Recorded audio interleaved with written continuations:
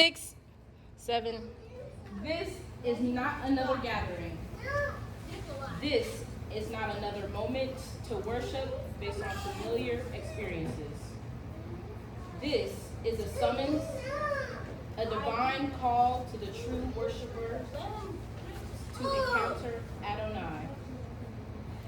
A call from eternity into time.